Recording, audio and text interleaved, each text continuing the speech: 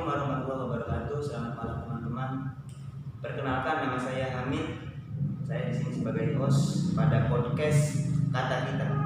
Nah, di podcast kali ini kita akan membahas seputar Karang Taruna ya. Di dalamnya apa aja. Nah, tapi nanti di episode gitu kan, dipotong-potong. Nah, di sini kita udah bersama Kang Aji dan Mbak Dika. Mas Aji gimana kabarnya? Alhamdulillah baik. Udah makan kan? Kalau lemes banget kali. Semangat. Kalau Mbak Dika sehat? Alhamdulillah sehat. Udah makan ya? Sudah.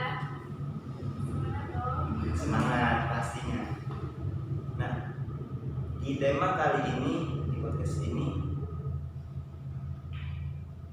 kita bertiga akan membahas tentang membangun mental pemuda. Nah, Mas Aji, langsung aja ke pertanyaan. Bagaimana sih pandangan Mas Aji tentang kelakuan pemuda sekarang? Gak kayak dulu gitu kan, mentalnya kuat gitu, terus berani-berani. Nah, kalau Mas Aji bisa diceritain pemuda sekarang itu gimana? Ya, kalau pemuda zaman sekarang ya mungkin dia bisa dibilang dia tidak sama dengan pemuda zaman dulu. Ya mungkin juga kan disebabkan karena zaman yang berbeda, teknologi yang berbeda, lingkungan yang berbeda juga. Karena ya gitu, misalnya lingkungan terus juga teknologi sangat mempengaruhi sih gimana peran karakter dan si mental si pemuda-pemuda tersebut. Itulah yang kenapa gak sama dengan pemuda-pemuda zaman dulu. Nah, kalau Mbak Dika sendiri gimana? Iya, kurang lebihnya seperti itu. Pemuda zaman sekarang yang pasti beda lah sama dengan pemuda yang dulu. Kalau yang dulu kan masih orang-orangnya masih apa ya? Kayak misal orang desa nih, anak-anak pemuda desa masih lugu-lugu. Kalau sekarang kan anak-anaknya udah Masih ada punya pergaulan malu, bebas ya. juga kan. Iya, jadi ya pasti beda lah Nah, pemuda. tadi kan Mas Aji beda ya, udah beda zaman sih ya. Nah, kan itu misalnya dari orang tua dulu gitu kan, nurunin anaknya ke zaman sekarang. Tapi kan itu ada gennya masih nyambung gitu kan, keberaniannya mungkin, atau mungkin itu udah terpupus gitu karena sering media sosial gitu ya. Nah, jadi gini kan, karakter seseorang kan tidak dibentuk hanya di rumah. Lingkungan itu kan sangat mendukung.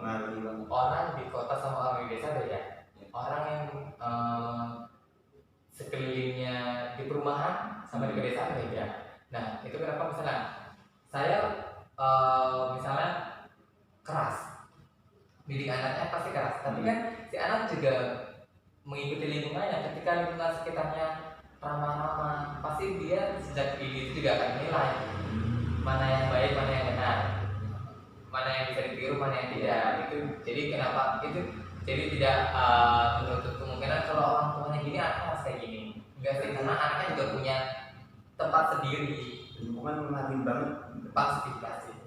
Nah, kalau dari keluarganya sendiri gimana Mbak Dika? Keluarga. Maksudnya kan tadi kan lingkungan gitu kan ngaruh. Nah, kalau di keluarga penting banget nggak sih? Penting. Nah, keluarga itu sangat penting, terutama ibu ya. Ibu itu sangat penting untuk pendidikan sejak dini anak-anaknya, melatih mental anak-anaknya, terus menggali potensi anak-anaknya, terus membuat anaknya berkarakter. Itu penting banget. Contohnya seperti membangun mental. Jadi anak-anak yang kecil ini kita ajarin mungkin dari umur berapa ya? Umur 5 tahun kita latih motoriknya. Nah, 5 tahun udah bisa jalan ya? Oh iya, maksudnya kita latih dia itu dia kebiasaannya dia apa? Kita kan pasti orang tua tahu dia di rumah tuh suka apa? Apakah dia suka menggambar? Apa dia suka nyanyi? Nah, dari situ kita kan kelihatan. Nah, kita gali tuh kalau orang tua yang mungkin kalau orang tua sadar seperti itu kan kalau orang tua kan beda-beda ya dengan orang lain. nah misalnya gini, kalau orang tua yang nggak sadar gitu tentang misalnya anaknya suka gambar nih di kesenian, di budaya gitu. Nah terus orang tuanya kayak ngarahinnya ke teknik gitu, kan nggak nyambung banget. Nah itu gimana jadi komentarnya? Oke, kalau komentar saya, yang namanya pendidikan tidak hanya untuk anak kecil, bahkan sekarang ada yang namanya sekolah parenting. Maksudnya gimana? Sekolah parenting itu sekolah untuk para orang tua gimana sih cara mendidik anak. Nah, menurut saya itu harus diterapkan kepada semua orang tua. Jadi orang tua tuh tidak harus memaksakan apa yang kehendak orang tua, karena si anak juga punya keinginan pribadi, punya kemauan yang harus dituruti. Jadi peran orang tua itu menuntun ke yang lebih baik, bukan memaksa untuk jadi lebih baik. Seperti itu. Ini anak arahnya kemana nih? Ketika anak ke mungkin tadi ke seni contohnya, ya udah, emang dia jalannya ke situ. Ketika kita dipaksa untuk ke teknik, malah kasihan si anaknya. Pasti dia akan keteteran, dia akan keseret-seret, dia tidak bisa gabung, dia tidak bisa menerima pelajaran dengan baik. Pasti. Nah, gitu. Jadi ibu-ibu atau bapak-bapak ya semua orang tua nah gitu. Jadi kalau masih ada kesempatan gitu kan, kita coba ikut sekolah apa namanya? Parenting. Iya itu. Itu bisa buat calon ibu-ibu. Benar, soal itu. Oh, Nah, itu sekolah parenting, seminar parenting, punya pelatihan-pelatihan tentang gimana sih cara dalam mengurus anak, ya cara mendidik anak. Gitu. Nah, Mbak Dika, kalau ini tadi kan masih gambaran umum ya. Nah, kita masuk ke masalah mental. Kalau mental pemuda zaman sekarang itu seperti apa? Mental pemuda zaman sekarang, kalau menurut saya pribadi nih, pemuda sekarang itu apa ya, dia itu beda pandangannya sama pemuda zaman dulu.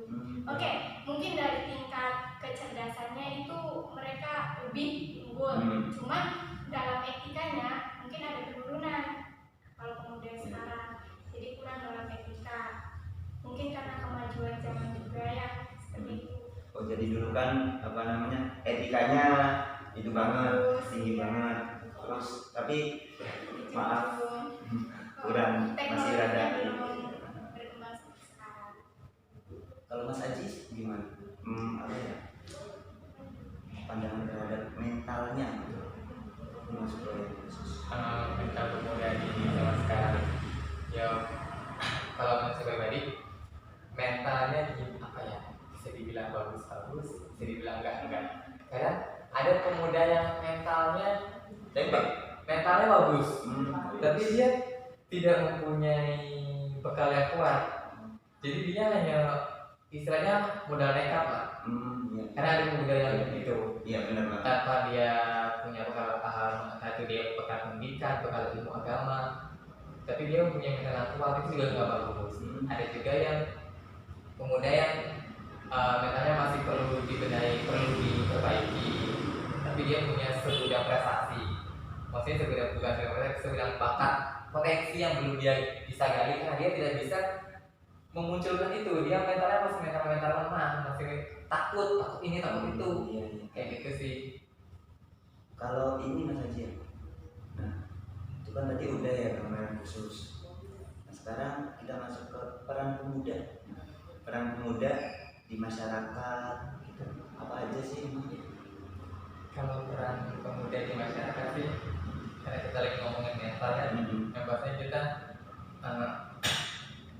apa ya, mengajak pemuda-pemuda untuk berkembang maksudnya. Ya, sama ikut organisasi. Ya, istilahnya kita membuka mata inilah teman-teman pemuda-pemuda yang belum, masih takut. Ayo bareng-bareng gitu. Iya, ayo kita bareng-bareng berkembang gitu loh. Pastinya kan karena kita pemuda-pemuda itu kan generasi masyarakat yang datang yang begitu unggul, maksudnya buat penerus bangsa juga. Makanya kita ayo mumpung masih muda gitu loh, kita saling rangkul untuk menjadi lebih baik lagi, untuk bisa berkembang, untuk bisa ikut andil dalam memajukan masyarakat ataupun negara Indonesia. Merdeka, ikut bernafis juga. Nah, kalau Mbak Dika nih, tadi kan Mas Haji itu di masyarakatnya. Iya. Nah, kalau Mbak Dika di keluarganya gimana?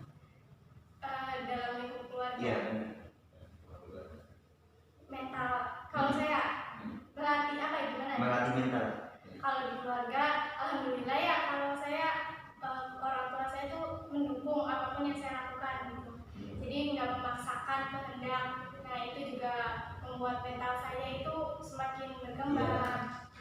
Terdorong gitu, Terdorong. semangat, selalu percaya diri gitu. Iya, selalu bersemangat gitu. Nah kalau ini Mbak Dika, apa namanya, cara membangun mental pemuda itu gimana Mbak Dika? Cara membangun mental muda Oh, bener banget. ya dari diri sendiri sih sebenarnya. Dari pemuda itu harus ada Harus ada kemauan. dorongan gitu. Iya, harus ada kemauan dari diri dianya sendiri untuk apa ya, berani tampil gitu. Nah kalau nggak ada yang apa ya mendukung gitu, memotivasi gitu, bisa nggak kira-kira Mbak Dika? Kalau nggak ada yang mendukung tuh, Iya. Kan katanya Mbak Dika tuh tadi kan harus dari kita sendiri. Nah misalnya nggak ada yang support kita atau yang memotivasi, kita bakal kebangun nggak mentalnya kalau misal keinginannya dianya besar, insya Allah bisa. tanpa memperhatikan itu yang motivasi yang Iya bisa kalau menurut saya. Kalau menurut Bang Haji barangkali beda pandangan. Iya tadi nyampe di caranya gimana? Caranya ya Kita pemuda. ya itu sih, dari diri sendiri. Oh sama berarti ya. Terus juga kan dari lingkungan orang-orang. Nah ketika dari diri sendirinya dia tidak mau untuk berkembang, untuk membangun mentalnya, ya saya rasa dia akan di situ aja, dia akan tidak berkembang. Berarti dia tidak memikirkan kemana nanti dirinya gitu loh. Tapi ketika dia berpikir hidup dia gitu aja, pasti dia akan ketika dia tidak bisa, pasti dia akan mencari orang-orang. Dia akan cari. Ketika dia kok saya jadi gini aja ya, dia nggak bisa untuk mengembangkan dirinya. Pasti dia akan mencari orang-orang yang bisa support dia. Mengalir ya. Iya. Nah pasti dia akan, kayaknya orang ini bisa nih, ya pasti dia Carinya. ya itu sih. Nah kalau menurut kalian berdua nih, selama kalian hidup, apa sih tantangan terbesar kalian dari Mbak Dika dulu? Tantangan terbesarnya, Hmm. sebenarnya kalau tantangan terbesar diri saya sendiri sih Selama ini yang mengendalikan diri sendiri. itu yang susah. Mengendalikan diri sendiri, apa ya, meningkatkan kepercayaan diri sendiri. Sebenarnya itu tuh sulit, cuman karena saya ada kemauan ingin bisa, alhamdulillah ya bisa selagi ada kemauan. Oh, Tantangannya seperti itu, mengendalikan diri sendiri. mengendalikan diri sendiri. Nah kalau Mas Haji barangkali sama lagi. Ya emang apa ya, ketika kita tantangan di luar, kita bisa istilahnya kita bisa menghadapi, kita kadang bisa ya udah gitu. Tapi ketika kita menghadapi diri sendiri, itu bisa dibilang hal yang paling susah. Itu kenapa menghadapi diri sendiri itu bisa dikatakan susah, karena kita bisa ngasih tahu orang, tapi kita kadang kita sendiri nggak bisa ngasih tahu diri sendiri karena egonya masih tinggi. Kadang kita merasa belum bersama. Itulah kenapa kita susah untuk menghadapi diri sendiri. Berarti harus dikurangin gitu egonya. Nah kalau misalnya Mas Haji pernah nggak kalau apa namanya selama ini pernah mendapatkan ketentraman? Ya kalau menurut saya kalau udah tentram hatinya gitu kayaknya mandang sekitar tuh semua adem gitu. Kalau ceritanya kayak gitu, saya juga Itu hubungannya dengan Tuhan. ya bingung tuh jawabnya. Ya belum pernah atau tidaknya, tapi ketika Saya saya merasa nggak gitu. iya, tapi ketika saya menghadapinya dengan kayak misalnya ya bersyukur, tidak protes, tidak apa ya, mungkin ini udah jalannya, itu ke hati tuh tanpa disadari ya tentram kayak gitu, tenang, jadi nggak kayak gitu, Nggak apa ya? nggak gelisah gitu ya. Nah mungkin ini banyak permasalahannya di pemuda-pemuda zaman sekarang tuh mentalnya tergerus karena rasa insecure. Betul. Mungkin itu. Kadang ada juga pemuda tuh saya mah apa tuh Iya, gitu kan ya, gini. Nah, iyalah dia mah bisa gini soalnya gini. itu tuh sebenarnya menggerus mental itu. Betul, itu sih kenapa tadi tantangan itu diri sendiri, karena dia Iya. tidak bisa mengendalikan emosi diri sendiri gitu loh. Ada lagi bisa sih pemuda yang ngerasa dirinya sok benar banget, dia apa Iya. gitu. Padahal dirinya sendiri kayak nggak bisa apa-apa gitu. Betul. Selalu merendahkan Nah orang itulah lain. kenapa tadi yang saya bilang dia memang sudah kuat, tapi dia karakternya, Iya. ilmunya, fondasinya itu masih kurang. Nah, kalau kelebihan dan kekurangan pemuda zaman sekarang menurut kalian berdua, Mas Adi dulu. Itu kelebihan pemuda zaman sekarang. Maksudnya kita tidak bisa menyamaratakan pemuda zaman sekarang ya, Iya kan? maksudnya ya umum gambaran umum Iya, aja gitu. memang begitu juga beda-beda. Nah, kalau mungkin kelebihannya ya karena sekarang dia lebih cerdas. Karena semua pelajaran bisa didapat di internet, di manapun, bahkan bisa dibilang orang lebih pintar dari apapun gitu tuh. Karena ada seperti itu. Nah, kalau kelemahannya ya gitu mungkin Di dirinya sendiri gitu. di dirinya sendiri, dia terlalu melihat dunia luar dalam dunia maya ya, karena dia dari dunia maya, jadi seolah-olah dia merasa terbawa gitu. Kalau Mbak Dika, Ya sebenarnya seperti tadi, kelebihannya kalau sekarang teknologinya kan sudah berkembang, sudah bagus lah istilahnya teknologi zaman sekarang kan ya, terus juga pemuda-pemudanya apa ya, kreatif karena banyak banyak di Google kan banyak cara-cara apa gitu. Banyak akses Iya, gitu, banyak akses, masuk gitu. ini, Nah, gitu. tapi terlalu banyak gitu mungkin. Nah, itu kekurangannya kalau menurut saya di dalam hal etika, tata keramanya, sopan santunnya. Jadi kayak anak-anak sekolah zaman sekarang nih ya, maksudnya mereka tuh kayak rasanya udah tahu sendiri gitu, saya udah tahu sendiri dari YouTube kayak gini, ngapain sih misalnya dia sama guru nih, jadi kurang kurang sama gurunya tuh tata keramanya kurang, jadi seakan menyepelekan seperti itu. Cuman kan sebenarnya ya kalau anak-anak seperti itu harus ada kontrolnya juga. Kalau dia nggak terkontrol kan bisa pergaulan Iya, bebas. benar banget, setuju banget. Nah gitu, jadi teman-teman, ada yang pepatah yang ngatain kenali dirimu maka kau akan mengenal Tuhan. Benar nggak? Jadi kenali diri kamu sendiri. Nah, oke. Waktu semakin malam, kita langsung mau ke sesi akhir aja ya. Nah, gini, masih 2 pertanyaan lagi. Apa motivasi kalian selama ini menghadapi segala tantangan? Terus apa motivasi Ya. saya untuk menghadapi tantangan? Ya karena saya tidak akan di sini aja, saya harus terus berjalan. Oke. Karena itu menjadi motivasi saya. Kalau saya ketika menghadapi tantangan, saya diem aja. Ya udah, Terus gitu ya. saya akan terus mungkin saya nggak akan berkembang, tapi karena saya harus berkembang, ya saya harus tetap berjalan. Kalau Mbak Dika? Ya sama, harus kalau ada tantangannya harus kita terima dan harus kita hadapi.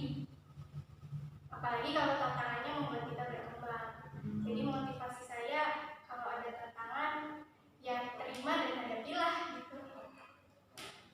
Nah, harapan kalian apa pada para pemuda ini? Yang pasti harapan saya untuk teman-teman pemuda, ayolah kita bareng-bareng belajar, kita bareng-bareng berkembang, semangat, biar kita tuh maju bareng-bareng, kita sukses bareng-bareng, pastinya kita biar kita saling rangkul lah gitu, biar kita tidak meninggalkan sesama yang lain. Sosial ya. Nah, buat teman-teman sosial. ya betul, buat teman-teman yang masih di rumah aja, ayolah kita open minded, kita buka pikiran kita. Di dunia luar itu banyak yang harus kita pelajari, banyak yang kita harus hadapi, karena di sana itu lebih indah daripada di rumah saja. Oh, tapi kan ada itu. Kita kan ada di rumah aja. Gitu ya sih. Oh, bukan di rumah aja secara fisik gitu. Iya, itu maksudnya jangan nggak mau kenal dunia luar tuh. Iya. Maksudnya ayolah keluar gitu. Jangan main HP terus. Nah, kalau harapan Mbak Dika? Pemudanya, kalau harapan saya semoga pemuda Indonesia ini semakin maju-maju, karena di tangan pemuda Indonesia itu ya bisa majunya ya karena di tangan pemuda gitu. Jadi ya ayolah pemuda, kita gali potensi kita,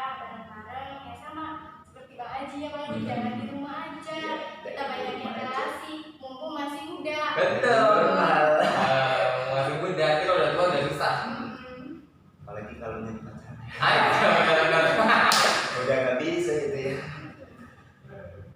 Kalau aku boleh pesan, Boleh, boleh. Bagus sekali. kalau menurutku kita harus berpikir itu pekerjaan sunyi, berdialog dengan diri sendiri. Mungkin bisa kalian pahami lah apa itu. Ya mungkin itu saja ya teman-teman, podcast perdana kata kita. Kalau ada saran dan masukan kita siap terima kok ya. Mungkin itu saja. Salam Karang Taruna, salam Aditya Karya Mahat Fayoda. Selamat malam. Wassalamualaikum warahmatullahi wabarakatuh.